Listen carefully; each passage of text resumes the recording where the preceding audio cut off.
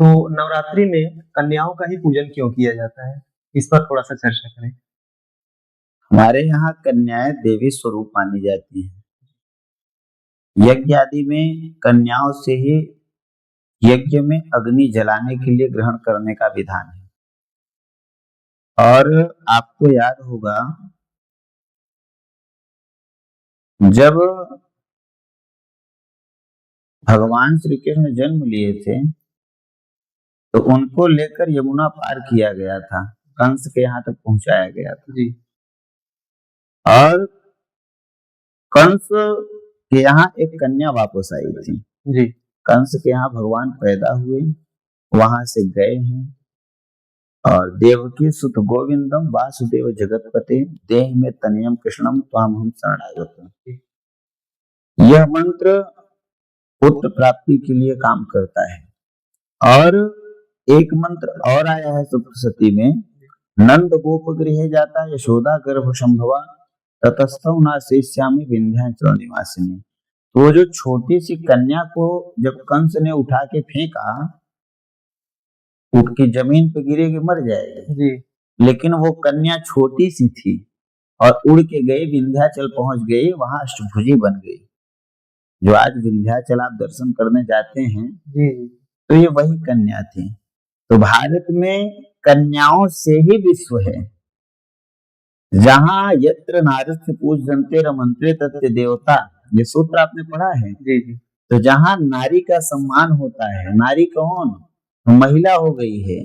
हम तो नारी के सम्मान की बात कर रहे हैं, जहां स्त्रियों की पूजा होती है। आप तो कन्याओं की बात कर रहे हैं। ये साक्षात देवी होती हैं। कन्याएं जो हैं, ये स्त्री और बालिका नहीं होती हैं। पहले तो 14 वर्ष तक, किंतु जब से आधुनिक युग आया, फोन कंप्यूटर, हम तब से 9 वर्ष तक को ही कन्या मानते हैं। और 9 वर्ष तक की बालिकाएं हैं। इन्हीं की पूजा करके आप साक्षात किसी की पूजा, किसी शक्ति की मत करें। केवल इन्हीं की पूजा करके आप सब कुछ प्राप्त कर सकते हैं जो भगवती देने वाली है। इन्हीं की ही पूजा क्यों होती है? तो भारत में स्त्री पूजनीय है। आज भी नहीं, अनादिकाल से स्त्री की पूजा होती रही है। भगवान नारायण भी लक्ष्मी को हमेशा भजते थे। और लक्ष्मी सदैव नारायण के पास रहती थी। हमने एक उदाहरण दिया कि कंस ने एक कन्या को मारने का लक्ष्य बनाया, वो अष्टभुजी बन गई। और 9 दिन महिषासुर मर्दिनी को मारने के लिए भगवती 9 दिन अलग अलग रूप धारण किए। 9 दिन अलग अलग रूप धारण किए, तो हर दिन एक नए रूप में महिषासुर का वध किए। और तब 10वें दिन महिषासुर का अंत हुआ है। तो कभी प्रतशैल पुत्री बनी है, कभी ब्रह्मचारिणी बनी है। ये सब छोटी कन्याओं का ही रूप भर के सीधे बड़ी बनी है। रूप छोटा ही रहता था, स्वरूप छोटा होता था, लेकिन शक्ति इनकी बहुत बड़ी रहती थी। असीम शक्ति। अच्छा, ब्रह्मा के वरदान से महिषासुर इतना बलिष्ठ हो गया था, लगता था अब इसका अंत नहीं होगा। किंतु 8 शक्तियां जब मिली हैं, समाहित हुई हैं, तब जाके 9 दुर्गा का निर्माण हुआ है। और तब वो महिषासुर मर्दिनी का वध की है। तो ये कन्याएं ही थी, ये कोई बड़ी स्त्री, बड़ी महिला नहीं थी। ये कन्याएं ही है। ये साक्षात जगत जननी पराम्बा जगदम्बा है। देखने के क्या अपना अपना नजरिया है। हम तो आज तो समाचार पढ़ते हैं, खबरों में देखते हैं, दरिंदगी के ऐसे ऐसे खबरें देखने को, सुनने को मिल जाती हैं कि रूह कांप जाते हैं। मैं उन सबको कहना चाहता हूँ, समय रहते जग जाओ आप लोग, होशो हवास में आ जाओ, और जीवन किस लिए मिला है उसका सदुपयोग करो। स्त्री की पूजा नहीं, कन्या की पूजा से शुरुआत की जाती है। अब वहां से आचरण भाव बनता है। जब आप उस चीज को करेंगे नहीं, तो आपको उस चीज का महत्व समझ में नहीं आएगा। सुनने में बहुत अच्छा लगता है, कभी कन्या पूजन करके देखिए कितना आनंद आता है।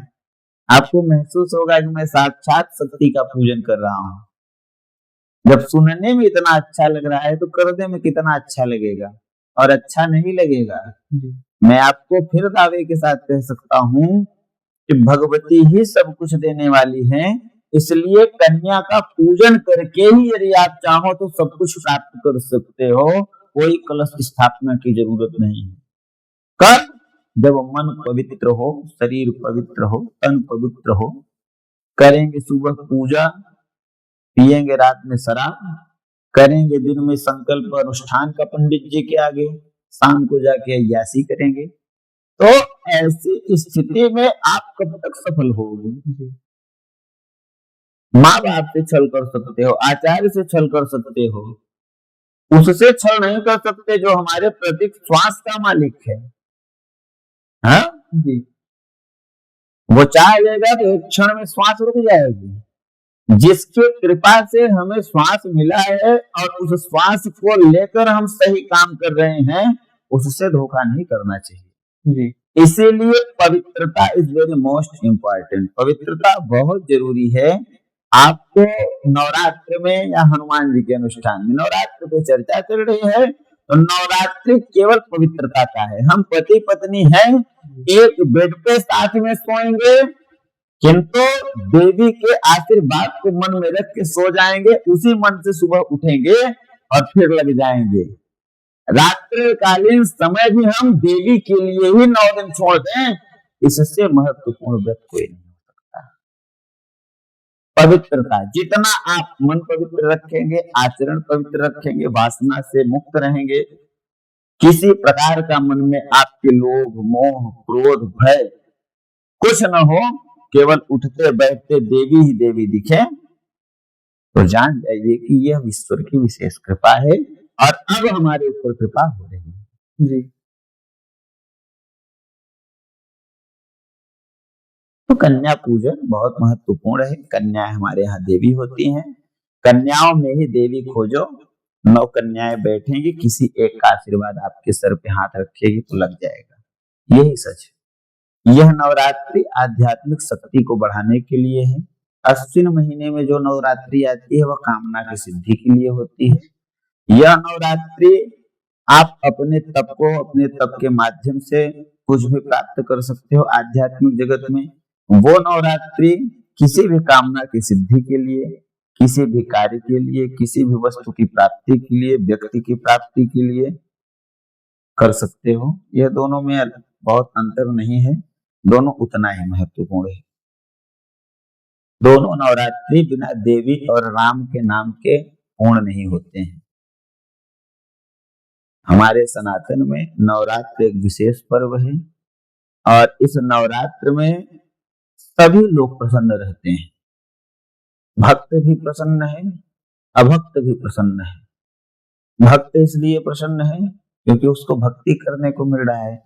अभक्त इसलिए प्रसन्न है कि वह भी किनारे होकर स्वतंत्रता से लगा है, क्योंकि भक्त लोग उसके पास जा नहीं रहे हैं। 9 दिन जाएंगे नहीं। हाँ, 9 दिन तो कहना नहीं चाहिए, नवरात्रि चल रही है। जो मांस भक्षण करने वाले लोग हैं, हमको हमारे शिष्यों ने बताया कि गुरुजी नवरात्रि में ये लोग बताते हैं कि इनकी बिक्री कम हो जाती है। हमने कहा ऐसा क्यों? बोले कहते हैं कि हिंदुए सबसे ज्यादा खाने वाले हैं। तो सभी लोगों से करबद्ध निवेदन, आप लोग 9 दिन पवित्रता बना के रखें, घर में शांति से रहें, क्रोध से बचें। नया वर्ष है तो नए उत्साह के साथ मनाएं, बच्चों को नए संस्कार दें। आज के दिन जैसे अंग्रेजी नववर्ष मनाते हैं उससे अधिक उत्सव में इस बात को प्रसन्नता है। बहुत लोग फोन पे बधाई दिए, स्टेटस आदि भी लगाए, तो हम चाहेंगे इसी तरीके उत्सव के साथ यह नववर्ष मनाया जाए। नवरात्रि का प्रारंभ होता है, आम भी लगभग जाएंगे, जहाँ बबूल लगे थे फल लग गए होंगे छोटे छोटे, जो नहीं लगे थे आज जरूर लग गए होंगे। फसलें भी तैयार हो गई, फसलें तैयार हो गई हैं, नए फसलें लग रही हैं। तो कई चीजों का परिवर्तन पूर्णतया मौसम का करवट लेगा, कई चीजें बदल जाएंगी। इस दृष्टि से यह नवरात्रि बहुत महत्वपूर्ण है और वासंतिक नवरात्रि इसको बोलते हैं। शारदीय नवरात्रि अश्विन में आएगी।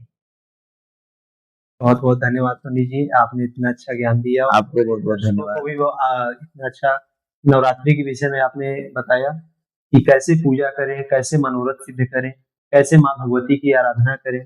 और भगवती की आराधना करके अपने इच्छाओं को और अपने जितने भी उनको जितनी भी इच्छाएं प्राप्ति होनी है उसकी सिद्धि कैसे कर सकते हैं। तो आपको कोटिशा प्रणाम बहुत बहुत धन्यवाद। और आप लोग बने रहिए हमारे पॉडकास्ट में। हम जल्द ही आते हैं अगले पॉडकास्ट के साथ। जय श्री राम, जय जय श्री राम।